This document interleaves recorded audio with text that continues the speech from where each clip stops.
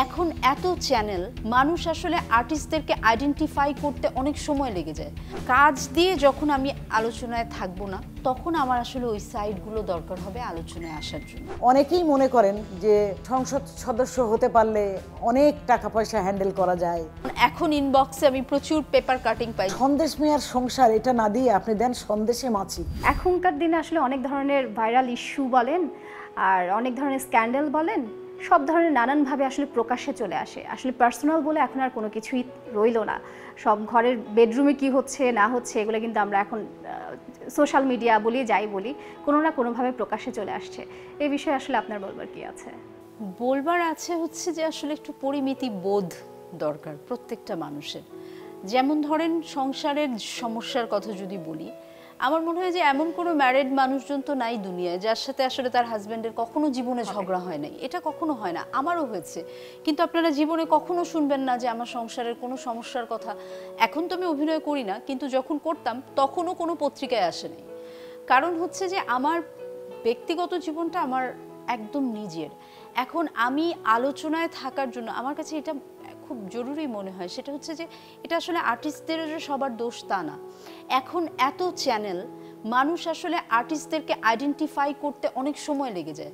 ধরেন আমি যখন কাজ করেছি তখন হাতে গোনা কয়েকটা, হ্যাঁ, 4-5টা চ্যানেল। সো ন্যাচারালি মানুষজন খুব সহজেই একটা দুটো নাটক যাওয়ার পরে আইডেন্টিফাই করতে হতো, আচ্ছা ওনাকে অভিনয়ে দেখেছি। হ্যাঁ, সো আমার অন্য কিছু করার প্রয়োজন হতো না যেটা আমাকে আসলে আলোচনায় রাখবে, আর আমার কাজটাই আমাকে আলোচনায় রাখতো। এখন যেটা হয় কি, মানুষের পরিচিত হওয়ার জন্য সোশ্যাল মিডিয়ার একটা হেল্প লাগে। এখন তখন মানুষ কি করবে, আমি ভাত খাচ্ছি, আমি আইসক্রিম খেতে যাচ্ছি, আমি কিভাবে ঘুম থেকে উঠছি, এই জিনিসগুলো মানুষ আসলে দিচ্ছে। এখন পজিটিভের পাশাপাশি কিছু নেগেটিভ জিনিসও আসে। সো ন্যাচারালি ওইগুলো করে আসলে মানুষজন ভাইরাল হয়ে যাচ্ছে। আমার কাছে সবসময় যেটা মনে হয় সেটা হচ্ছে যে কাজ দিয়ে যখন আমি আলোচনায় থাকবো না, তখন আমার আসলে ওই সাইডগুলো দরকার হবে আলোচনায় আসার জন্য। এবং একজন আর্টিস্ট বলতে আমি তাকে বুঝি যে কিভাবে খায় আমি জানি না, তাই তার প্রতি আমার আগ্রহ। একজন আর্টিস্ট কিভাবে ঘুম থেকে ওঠেন আমি জানি না, তাই তার প্রতি আমার আগ্রহ। সো এই কনসেপ্টটা থেকে যদি বেশি সরে যাই, তখন আসলে ভাইরাল জিনিসপত্র হবেই। আর একটুখানি নিজের পরিমিতি বোধটা খুব দরকার, যে আমি কতটুকুন বলবো কতটুকুন বলবো না। এই যে ফাল্গুনী আপা, তনিমা আপা যেটা বললেন যে ভাইরাল, এখনকার দিনে আসলে সব কিছুই ভাইরাল হয়ে যাচ্ছে। তো আজকে আপনি ভাইরাল, কালকে আপনাকে আবার সবাই ভুলে যাবে, সব কিছু আসলে ঘূর্ণায়মান। হ্যাঁ, তো আমরা আসলে মানুষগুলো এমন কেন? আমার প্রশ্ন হচ্ছে এটা, আমরা মানুষগুলো এমন কেন? আমরা মানুষ খারাপ নাকি সময়টা খারাপ যাচ্ছে? সিচুয়েশনটা এটা আসলে সময়টাই একটা খারাপ ট্রানজিশন যাচ্ছে। পিরিয়ড। আমরা মানুষ খারাপ না, মানুষ আমরা আগেও যা ছিলাম এখনো তাই আছি, কিন্তু সময়টা খারাপ যাচ্ছে। সময়টা হচ্ছে যে ওই একটু আগে বাবু যেটা বললো যে মানুষ পরিমিতি বোধের অভাব হচ্ছে, ঘাটতি হচ্ছে। যে আমরা যখন কাজ করেছিলাম তখন আমরা শুরু করেছিলাম থিয়েটার দিয়ে। থিয়েটারে কাজ করা একটা আলাদা ব্যাপার, ওটা কিন্তু ভেতরে ভেতরে খুব মানসিক অনুশীলন এবং শক্তির দরকার যে আমি থিয়েটারে কাজ করব, থিয়েটারে কাজ করছি। থিয়েটার দিয়ে শুরু করেছি, ওখান থেকে অভিনয়টা শিখেছি, অভিনয় নিয়ে লেখাপড়া করেছি, তারপরে আমরা কাজ শুরু করেছি। তো যে পথটা দিয়ে আমাকে হাঁটতে হবে ওই পথটা আমরা দেখেছি আগে, দেখে তারপর হেঁটে হেঁটে গেছি, তারপরে যে স্টেজে পৌঁছেছি। এখনকার মানুষদের, এখনকার যারা কাজ করছে তারা ওইটা দৌড় দিয়ে চলে আসছে। মানে ওই হাঁটতে হচ্ছে না, কষ্ট করে হেঁটে হেঁটে যে ওখানে আসতে হবে এটা হচ্ছে না। ফলে তারা ওই ভাইরাল ইস্যুটাকে খুব বড় করে নিয়ে দেখছে যে এটা কিন্তু খুব ঠুনকো একটা ইস্যু এবং খুব সহজে পাওয়া যায়, সহজে চলে যায়। যে আমি আজকে ভাইরাল, আজকে একজন আপনাকে খুব নিয়ে নাড়াচাড়া করছে, নানান কথা বলছে, কালকে থেকে আর বলবেই না, ভুলেই গেল, অর্থাৎ ভাইরাল চলে গেল। কিন্তু যদি কোনো মানুষ পপুলার হয়, ভাইরাল না হয়ে পপুলার হয়, সেটা রয়ে যায়। ভালো কাজ দিয়ে আসলে এখনো আছে, এটা এখনো আছে। এখনো এমন অনেক অভিনেতা অভিনেত্রী যারা আছেন তারা এত ভালো, বিশেষ করে এখন যারা কাজ করে, আমি এরকম 3-4-5 জনের নাম বলতে পারবো যে যারা এত ভালো কাজ করে যে তারা তাদের কাজ দিয়েই কিন্তু মানুষের কাছে পপুলার বা তাদেরকে মানুষ পছন্দ করে, এবং তাদের ভাইরাল কিছু নাই কিন্তু আসলে। তাদেরকে নিয়ে এরকম ভাইরাল কোনো ইস্যু আমি দেখি না, কারণ ওরা তো কাজ করেছে বলেই তারা পপুলার হয়েছে এবং ওদের কাজ আমরা নিজেরাও পছন্দ করি। একটা ছোট্ট জিনিস বলি, এটা এই ভাইরাল হওয়ার পেছনে আরও কিছু বিষয় আছে। আমি কাউকে আসলে দোষ দিচ্ছি না, মা মাঝখানে আপনি যেমন বললেন যে মা খুব স্পষ্ট কথা বলে, তো মা যে কোনো একটা অনুষ্ঠানে একটা কথা বলেছিলেন এবং বিষয়টা নিয়ে অনেক আলোচনা হয়েছিল বা whatever। আমি পরের দিন থেকে ফোন পাওয়া শুরু করলাম যে হ্যাঁ ফাল্গুনী আপার এরকম একটা জিনিস নিয়ে অমুক একজন মন্তব্য করেছে, আপনি কি বলতে চান, আপনার মায়ের এই কথাটা নিয়ে বলেছে। তা আমি বললাম যে ভাই এখানে আমার মা এবং মা হয়তো যার কথা বলেছে সেই দুজন ইনভলভ, আমি তো এখানে ইনভলভ না, তাহলে কেন আপনারা আমার কথা ইয়ে করতে চাচ্ছেন? আমি তো জিনিস জায়গাতে ছিলামই না। হ্যাঁ, আর সত্যি কথা হচ্ছে কি এই বিষয় সম্পর্কে আমার কোনো জ্ঞানই নাই। এখন আমি কি করে এটা নিয়ে পজিটিভ নেগেটিভ বলবো? না আপনার মাকে বলেছে আপনি বলবেন না, আমি বললাম যে না বলবো না, কারণ আমি মনে করি যে আমার মা যথেষ্ট বিষয়টা হ্যান্ডেল করার জন্য, এখানে আমার ইন্টারফিয়ারেন্সের কোনো দরকার নাই। আর এই অযাচিতভাবে আলোচনায় আসা বা কথা বলা, এইটাতে আমি আসলে ইন্টারেস্টেড না। আমি যখন কাজ করব, যেমন আজকে আমি একটা কাজ করেছি, আপনি আমার ইন্টারভিউ নিতে চাচ্ছেন, আমি ডেফিনেটলি আপনাকে কোঅপারেট করব। আমি কাজ করছি না, আপনি আমাকে বলবেন যে কিছু বলেন, কেন? কথা বলার তো আসলে কোনো কিছু ওয়ে নাই তো। লাগবে। হ্যাঁ, কি কোন মাধ্যমে কি নিয়ে কথা বলবো। তো আপার কাছে আসছি যে আমরা দেখতে পেয়েছি কিংবা দেখতে পাচ্ছি যে ক্যারিয়ারের এক পর্যায়ে অনেক অভিনয় শিল্পী কিন্তু রাজনৈতিক অঙ্গনের সাথে যুক্ত হচ্ছেন। এটা কি বুঝে নাকি না বুঝে তারা যুক্ত হচ্ছেন? এটা আসলে বিষয়টা কিন্তু খুব দুঃখজনক, কারণ দুঃখজনক মানে আমাদের অভিনেতা অভিনেত্রীরা যদি যা করছেন তাতে মনে হচ্ছে যে আমার হাতে এখন আগের মতন পপুলারিটি নেই, অত কাজ নাই, কাজেই আমি রাজনীতিতে চলে গেলাম। রাজনীতিটা এত সহজ না, মানে এত সহজ একটা জায়গা যে আমার যেই ফাঁক হলো এই গ্যাপের পিরিয়ডটা আমি রাজনীতি করে আসলাম, এরকম না। আমরা ছোটোবেলা থেকে ছাত্রলীগের সেক্রেটারি ছিলাম, ছোটোবেলা থেকে রাজনীতির মধ্যে ছিলাম। আমরা কিন্তু এই বয়সে এসেও আমরা ডিরেক্টলি বা আওয়ামী লীগের সঙ্গে সংযুক্ত না থাকি, কিন্তু অঙ্গ সংগঠনের সঙ্গে কিন্তু আমরা এখনও আছি। এখন এক সময় ডিরেক্টলি ছিলাম, এখন থাকি না, কারণ ওই সময়টা আমি এখন দিতে পারি না। কিন্তু অনেকেই মনে করেন যে সংসদ সদস্য হতে পারলে অনেক টাকা পয়সা হ্যান্ডেল করা যায়, অনেক পয়সা রোজগার হয়, তার পাশাপাশি পাওয়ার আছে, পাওয়ারের সাথে অনেক পয়সাও আছে। এই দুটো জিনিস তো একসাথে হয় না। আমি ফাল্গুনী হামিদ, আমার নামটা পরিচিত হয়েছে, আমি পপুলার হয়েছি, কিন্তু আমার হাতে ওই ক্ষমতা তো নেই। আমি এমপি হলে আমার হাতে যে ক্ষমতা থাকতো সেটা তো নেই। দেখা গেল আমি অনেক টাকা রোজগার করছি, আমি অনেক কষ্ট করে রোজগার করছি। আমার ছেলে বলে যে মা, আমি আর তুমি তো মীন রাশিদের মাথার ঘাম যতক্ষণ পায়ে না পড়ে ততক্ষণ টাকা রোজগার হয় না, টাকা আসে না। ফলে ওই ফলে কথাটা আমার মনে হয়, কারণ পরিশ্রম না করলে আমরা টাকা রোজগার হয় না, ফাও টাকা আসে না। তো এখন ব্যাপার হচ্ছে ওখানে ফাও টাকা আসে, মানে ফাও টাকা আসে এই সেন্সে যে আমি এমপি, আমি যদি কোনো কাজকর্ম নাও করি, আমি যদি ঘরে বসেও থাকি, তাও মাস গেলে এই পয়সাগুলো আমি পেতে থাকবো। কিন্তু আমি যদি একটা চাকরি করি, চাকরি করলে আমি ওরকম পয়সা পাবো, সদস্যদের যে স্যালারি থাকে সেটা চলে আসবে। তো এখন আমি যদি একটা চাকরি করি, করে যদি আমি 3 মাস ঘরে বসে থাকি, তা আমার চাকরিটা চলে যাবে একদম। কিন্তু সংসদ সদস্যদেরই চলে যায় না, আগামী 5 বছর পর্যন্ত থেকেই যায়। তো এইটা তো সবচেয়ে একটা বেনিফিটের জায়গা। তো তনিমা আপু, আপনি যেহেতু শিক্ষকতা প্রফেশনে আছেন, তো এই ক্ষেত্রে আসলে হয় কি, স্টুডেন্টরা যখন সামনে থাকে তাদের তো আসলে কিউরিওসিটি থাকে যে একজন অভিনয় শিল্পী আমার সামনে আছেন, তো তাদের রিয়াকশনটা আসলে কেমন? প্রথমত আমি তো আসলে গত 10 বছরে আমি আসলে সেইভাবে অভিনয় করিই নাই, মঞ্চে অভিনয় করেছি, যেটা আসলে তো সব মানুষ দেখে না। সো আমার এখন যে শিক্ষার্থীরা, তারা আসলে আমাকে যে খুব একটা দেখেছে সেটা না, কেউ কেউ দেখেছে। যারা দেখেছে তারা এসে বলে যে আপনাকে দেখেছি। মজার ব্যাপার যেটা হয়েছিল, 2019 আমি একটা চ্যানেলে একটা কুকিং শো হোস্ট করা শুরু করেছিলাম। তো তখন আমার স্টুডেন্টদেরকে আমি দেখেছি যে যারা হয়তো আগে পড়ে চলে গেছে, তারাও এসছে আমার সাথে দেখা করতে, যে ম্যাম আপনি নাকি টেলিভিশনে একটা অনুষ্ঠান করছেন অনেক দিন পর, আমরা তো খুব এক্সাইটেড যে আমাদের ম্যামকে আবার স্ক্রিনে দেখবো। এটা করে ওদের খুব উৎসাহ থাকে এবং ওরা খুব মানে এটা স্বাভাবিক, মানে দেখতে চায়, বা ওরা বলে ম্যাম আজকে আপনাকে এটা দেখেছি, বা কোনো পত্রিকায় যদি নিউজ হয় ওরা এসে বলে ম্যাম এরকম একটা জিনিস দেখলাম, এটা কি সত্যি? তো আমি বললাম যে হ্যাঁ এটা সত্যি।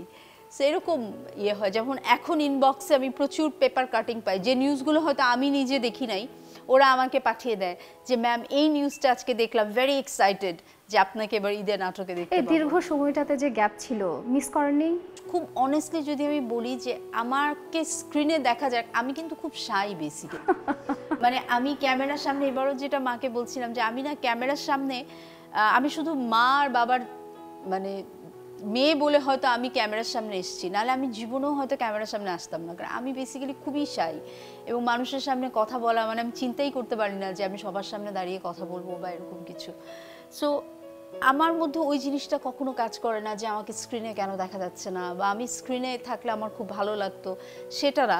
আমি যেটা মিস করি সেটা হচ্ছে আমি অভিনয়টাকে মিস করি, কারণ আমি আসলে অভিনয় করতে খুব পছন্দ করি। সেটা যে প্ল্যাটফর্মে, হ্যাঁ, যে প্ল্যাটফর্মেই হোক, যে নতুন আমি আমার বাইরে একটা নতুন মানুষের রোল প্লে করা, এইটা আমার জন্য খুব এক্সাইটিং মনে হয় এবং এটা আমাকে সবসময় খুব আনন্দ দেয়। যখন কাজ করতাম তখনও মনে হতো যে এটা তো আসলে একটা রেয়ার অপরচুনিটি, তাই না? একজন মানুষ তো শুধু নিজের চরিত্রে অভিনয় করেই সারা জীবন পার করে দেয়, সেখানে আমি একটা অন্যরকম একজন মানুষের ক্যারেক্টারে কাজ করছি, ওইটা আমি মিস করতাম বা করি। এছাড়া পাশাপাশি তো আপনি লেখালেখিও করেন, বিভিন্ন নাটকের টেলিফিল্মের আসলে গল্প আপনি লিখেছেন।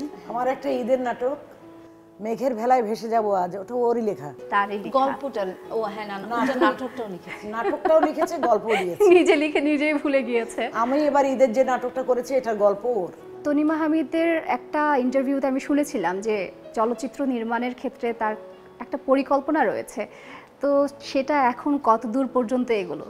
আমি ওইটাই মাকে বলছিলাম যে এই নাটকে আমি আসলে মাকে অ্যাসিস্ট করতে চেয়েছিলাম। আমি মাকে বলেছিলাম, মা আমি তোমার সাথে থাকবো, আমি তোমাকে ক্যামেরার পেছন থেকে অ্যাসিস্ট করব, তো আমাকে অ্যাক্টিংটা করতে বলো না, কারণ অ্যাক্টিংটা করলে যেটা হবে কি আমি ওই টেকনিক্যাল বিষয়গুলো পেছন থেকে দেখতে পাবো না, কারণ একসাথে দুইটা জিনিসকে ফোকাস করার মতন এক্সপার্টিস আসলে আমার এখনো হয় নাই। সো আমার একটু, আমি যেমন টু বি ভেরি অনেস্ট, আমি এই বছরের শেষে আমি প্ল্যান করেছি সেটা হচ্ছে আমি একটু ইউনিভার্সিটি থেকেও হয়তো একটু ছুটি নিব। সো আমি প্ল্যান করেছি যে আমি এই বছরের শেষে ইদার একটা নাটক অথবা একটা টেলিফিল্ম অথবা একটা শর্ট ফিল্ম আমি মেকিং করব। গল্পটা মোটামুটিভাবে আমার মাথায় আছে, ওটাকে আমি লেখার জন্য আমার যতটুকু সময় দরকার ওটা আমি করব, এটা আমার ইচ্ছা আছে। স্ক্রিপ্টিংও ভালো করতে পারে। তবে আমাদের আসলে আমি এখনকার দিনে যারা পরিচালক রয়েছেন, চলচ্চিত্র নির্মাতা হোক কিংবা নাটক নির্মাতা, তাদের সাথে কথা বলে যেটা জানতে পেরেছিলাম যে তারা বলছে যে ভালো স্ক্রিপ্ট রাইটার তারা পাচ্ছেন না, ভালো গল্প পাচ্ছেন না, সব গতানুগতিক আগের মতো কাহিনী, ডিফারেন্ট কিংবা ভালো ধাঁচের কোনো গল্পই তাদের কাছে আসছে না। তো এই বিষয়ে আসলে আপনার কাছে বলবার কি আছে? আসলে ভালো গল্প আমাদের সাহিত্যে অনেক আছে, খুঁজে নিতে হয়। দ্বিতীয় কথা হচ্ছে যে একজন লোক কত গল্প দিতে পারবে, কাজেই তিনি স্ক্রিপ্ট করছেন, স্ক্রিপ্ট হয়তো তিনি ভালোই করতে পারবেন, তাকে তো অন্তত গল্পের আইডিয়াটা দিতে হবে। তো স্ক্রিপ্ট রাইটিং আমাদের দেশে খুব ভালো না থাকলে স্ক্রিপ্ট রাইটিংয়ের উপর লেখাপড়া করতে হয়, কারণ স্ক্রিপ্ট রাইটিংটা এত সহজ না। এছাড়া আমার আরেকটা প্রশ্ন, সেটা হচ্ছে যে আপনি জানেন হয়তো এখনকার দিনে সেন্সর বোর্ড আসলে কি কি কাজে আটকাচ্ছে। এই ক্ষেত্রে হচ্ছে যে নির্মাতাদের কাছ থেকে এমনও কথা শোনা যায় যে গল্প বুননের ক্ষেত্রে নির্মাতারা সঠিক কিংবা ভালোভাবে স্বাধীনতা যেটাকে বলে সেই স্বাধীনতা তারা পাচ্ছেন না। তাদের দেখা গেছে একটা গল্প তাদের মতো করে ডিফারেন্ট অ্যাঙ্গেলে তারা বানাতে চাইছে, কিন্তু সেন্সর বোর্ডে গিয়ে এটা কোনো না কোনোভাবে আটকে যাচ্ছে কিংবা আটকে দিয়েছে। তো এই বিষয়ে আসলে নির্মাতার যে স্বাধীনতা সেটা কতটুকু আসলে রয়েছে বলে আপনি মনে করেন? না, সেন্সর বোর্ডে কিন্তু এই স্বাধীনতা খর্ব হওয়ার কোনো যুক্তি নেই, কারণ আমরা কিন্তু চলচ্চিত্রটি ভালো বানিয়েছে না খারাপ বানিয়েছে সেটা দেখে সেটাকে ক্যান্সেল করে দেওয়া এই ক্ষমতা কিন্তু সেন্সর বোর্ড রাখে না। সেন্সর বোর্ড ক্ষমতা রাখে যে রাষ্ট্রের বিরুদ্ধে কোনো কথা বলা হলো কিনা, কোনো ব্যক্তি স্বাধীনতা বা সামাজিক অবক্ষয়ের কোনো বিষয়, যেমন একটা ছবিতে আমরা দেখেছিলাম যে ওই মাটিতে পুঁতে দোররা মারা হচ্ছে, সেটা আমরা অবজেকশন দিয়েছি, এটা সামাজিক অবক্ষয় এবং এই জায়গাটা আমরা কখনো সাপোর্ট করতে পারি না, সেটা আমরা ওইটা বলেছি, ওটা কেটে দিয়ে তারা দিতে হচ্ছে, কারণ ছবি ভালো ছবি না হলেও আমরা ছেড়ে দিতে বাধ্য হই। কিন্তু আপনি তো নির্মাতা, আপনি তো জানেন যে অনেক সময় দেখা গেছে কাটছাট করাটা অনেক সময় পসিবল হয় না। কিছু কিছু সিনেমার ক্ষেত্রে বলে এতটা মানে এত অংশই কেটে দিতে বলে যে আসলে সিনেমার মূল অংশে কিছুই দেওয়ার মতো থাকছে না। সেটা যদি ওরকম বিতর্কিত কিছু নিয়ে বানানো হয় তখন আমরা হয়তো ওরকম করতে হয়, তা না হলে আমরা খুব নজর রাখি, কারণ আমরা তো মেকার, আমরা খুব নজর রাখি যে তাকে রিশুট করতে বলবো না। একটা চলচ্চিত্র যদি বলা হয় যে এই অংশটা খারাপ, তুমি এই অংশটা রিশুট করে নিয়ে আসো, সেটা বলি না আমরা, কারণ রিশুট করতে অনেক টাকা খরচ হয়। কিন্তু আমরা বলি, এবং ওইটা মেলানোও সম্ভব না, আমরা বলি এই জায়গাটা ফেলে দেন। হয়তো ফেলে দেওয়ার মতো জায়গা হলে আমরা বলি এটা ফেলে দেন, এটা রাখবেন না। দেখেন, এখানে আমি একটু একটা জিনিস বলি, বিভিন্ন চ্যানেলে আপনি দেখবেন, আপনাদের চ্যানেলেও আপনারা দেখবেন, বিভৎস কোনো দৃশ্য যখন থাকে আপনারা কিন্তু সেটাকে ব্লার করে দেন, তাই না? কেন আমরা ব্লার করি? ওটা তো আসলে প্র্যাকটিক্যাল, তাই না? সব প্র্যাকটিক্যাল জিনিস আসলে ক্যামেরার সামনে দেখানো যায় না, এটাও একটু বোঝার ব্যাপার আছে যে হ্যাঁ আমি খুব প্র্যাকটিক্যাল কাজ করছি, কিন্তু ওই ইয়েটা আমার মনে হয় যে একটুখানি মেনটেন করা উচিত। কিন্তু সেন্সর বোর্ডে তো এমনটা বলাই আছে যে ওটিটি প্ল্যাটফর্মের জিনিসগুলো আসলে ধরবে না। সেক্ষেত্রে আসলে এখন দেখা যাচ্ছে যে সেন্সর বোর্ড ওটিটির যে ওয়েব ফিল্ম হচ্ছে সেগুলো থেকেও আসলে মানে তাদের আওতাধীন নিয়ে আসছে। এটা তো তথ্য মন্ত্রণালয়ের কেস। তথ্য মন্ত্রণালয় এখন বলছে যে সেন্সর বোর্ড থেকে এখন পাস না হয়ে আসলে ওটিটিতেও যেতে পারবে না, কারণ ওটিটিতে গেলেও এটা তো বিশ্বের সবাই দেখছে, সবাই যেটা দেখবে, হলে দেখুক আর বাইরে দেখুক, সেটা তো সেন্সর বোর্ডের সেন্সর সার্টিফিকেট লাগবে। তো ওটিটির প্রবলেম যেটা বলছে ওটিটির মেকাররা, তারা বলছে যে আমরা যখন যাই ওটিটিতে একটা ছবি নিয়ে, গল্প নিয়ে আমি যখন বললাম, তখন তারা বলল যে এই গল্পটা এরকম না করে এরকম করেন। তাদের কথা মতো, তারা টাকা দেবে যেহেতু, তাদের কথা মতো আমাদেরকে সেটা চেঞ্জ করতে হচ্ছে। কিন্তু এইটা তো একটা মেকারের প্রত্যাশিত না। আমি কেন গল্প আমি আপনার জন্য চেঞ্জ করব? আমি একটা চ্যানেলে একটা নাটক নিয়ে গেছিলাম যে সন্দেশ মিয়ার সংসার, গল্পটার নাম। তা আমাকে সেই চ্যানেলের প্রধান ব্যক্তি উনি বললেন, সন্দেশ মিয়ার সংসার এটা না দিয়ে আপনি দেন সন্দেশে মাছি, এটা নামকরণ করেন। তা আমি চলে এসেছি, ওখানে আমি নাটক করিনি, যে না এটা আমার পক্ষে সম্ভব না যে সন্দেশে মাছি। তো এরকম নামই আছে, এইরকম আসলে এরকম নাম এখন হচ্ছে, তো আমরা তো ওটা পারি না। যেমন আমি এতদিন পরে নাটক বানালেও নাটকের নাম দিয়েছি আমাতে অস্পষ্ট তুমি, ওর দেয়া নাম। মা মেয়ের আসলে খুব মানে বোঝাপড়াটা খুবই ভালো বলেই আসলে পরামর্শ একজন আরেকজনকে দিয়ে কাজটা ও তো এগোনো আমার যায়। প্রথম বাচ্চা, কাজেই আমার অনেক ছোটকালের বাচ্চা আর কি, কাজেই ওর সাথে আমার আন্ডারস্ট্যান্ডিংটা খুব ভালো। বাচ্চা তো মায়ের চোখে কখনোই বড় হয় না, বাচ্চাই থাকে। বাচ্চাই থাকে। একদম আমরা আমাদের অনুষ্ঠানের একেবারে শেষ প্রান্তে। আমার সর্বশেষ প্রশ্ন যে আমাতে অস্পষ্ট তুমি, তো এই নাটকে কাজ করেছেন আপনি অনেক দিন পর, কাজ করার এক্সপিরিয়েন্সটা কেমন, আর আপনার সাথে কো আর্টিস্ট কে কে ছিলেন? আমি খুবই ব্লেসড যে আমার সাথে আমার খুব পছন্দের এবং আমার খুব কাছের একজন কো আর্টিস্ট ছিলেন, তিনি হচ্ছেন জাহিদ হাসান। আমি আমার জীবনের প্রথম নাটক না আসলে, কিন্তু আমি একদম ছোটবেলায়, ওই যে মা যেটা বলছিলেন, ক্লাস 6-এ যখন পড়ি তখন প্রথম যে নাটকটা করেছিলাম মাল্যদান, সেই নাটকটাতে আসলে জাহিদ ভাই আমার সাথে অভিনয় করেছিলেন, এবং জাহিদ হাসান সেই সময় থেকে অন অ্যান্ড অফ আমার সাথে কাজ করা হয়েছে, মাঝে মাঝেই করেছে। আমার অনেক প্রোডাকশন জাহিদ হাসান কাজ করেছে। তো যে কারণে জাহিদ ভাইয়ের একটা আলাদা স্নেহ আমি সব সময় পাই। তো যেমন আমি বারবার বলছিলাম কি শট হচ্ছে আমাকে একটু বলবে, আমি কিন্তু অনেকদিন পর কাজ করছি, আমি বুঝতে পারছি না কি শট। তো জাহিদ ভাই বলছে এই ওকে বলো আগে কি শটটা হচ্ছে, কেমন হচ্ছে, মানে উনি আমাকে আরো ইজি করে নিয়েছেন। এছাড়া গাইডলাইনের ব্যাপারটা খুব রোজি ক্লিয়ার করে সিদ্দিকী দিয়েছেন। ছিলেন, নাসিম আছে, নাসিম ভাই একটা সিনে ছিলেন, বাট নাসিম ভাইও আমার দীর্ঘদিনের কলিগ। তো সবাই মিলে আমাকে অনেক সাপোর্ট দিয়েছে। আমি তো বলছিলাম, আমি এখনো বলি যে সেটা হচ্ছে যে মেন্টালি এবং ফিজিক্যালি আসলে নাটক করার জন্য আমি খুব একটা ফিট ছিলাম না যখন কাজটা করেছি। সো সেই কারণে আমি আসলে একটু নার্ভাস ছিলাম, আমার একটু ভয়ও ছিল, এখনো একটু ভয় পাচ্ছি, কেমন হয়েছে বুঝতে পারছি না। তো তারপর দেখা যাক অডিয়েন্স রিয়াকশনেই বোঝা যাবে যে কাজটা কেমন হলো। কেমন। Thank you so much Tanima আপু, আপা, আপনাদের দুজনকে অসংখ্য ধন্যবাদ আমাদেরকে সময় দেওয়ার জন্য, সময় টেলিভিশনের দর্শকদের সময় দেওয়ার জন্য। কিছু যদি বলবার থাকে প্লিজ তনিমা আপা। আপনাকে ধন্যবাদ, সময় টিভির দর্শক যারা আছেন তাদেরকে ধন্যবাদ, এবং ঈদ মোবারক। আশা করি আমাদের যে নাটকটা আছে সেটা আপনারা সবাই দেখবেন। সময় টিভিকে ধন্যবাদ। আর আমার সবচেয়ে মনে হচ্ছে ভালো লাগে এই জন্যে যে সময় টিভি আমার বাড়ির খুব কাছে, ওদের অফিসটাও খুব কাছে, এবং ওখানে যারা কাজ করে তার বেশিরভাগ লোক আমার খুব কাছের বাচাশ্বাসের সদস্য অথবা আমাদের কালচারাল লাইনের অনেক লোক আছেন। কাজেই এটা আমাদের খুব কাছের একটা টেলিভিশন, কাজেই এখানে কথা বলতে পেরে আমার খুব ভালো লেগেছে। আর মার আরেকটা জিনিস খুব ভালো লাগে, সেটা হচ্ছে যখন জার্নালিস্ট কোনো মেয়ে হয় তখন মা আরো খুশি হয়, আগ্রহ আমি আরো বেশি থাকে। থ্যাংক ইউ আমাদেরকে সময় দেওয়ার জন্য।